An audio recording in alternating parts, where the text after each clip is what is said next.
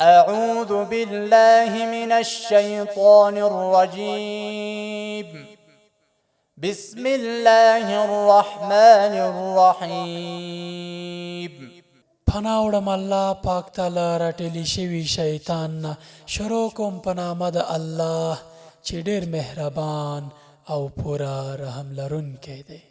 قل هو الله أحد دوی ته ووایه چې الله یو دی، الله الصمد الله بې نیاز او بې حاجته دی، لم يلد ولم يولد نه یې څوک زیږولی او نه له ده نه څوک زیږېدلی، ولم يكن له كفوا أحد او د ده هیڅوک سیال او برابر نشته.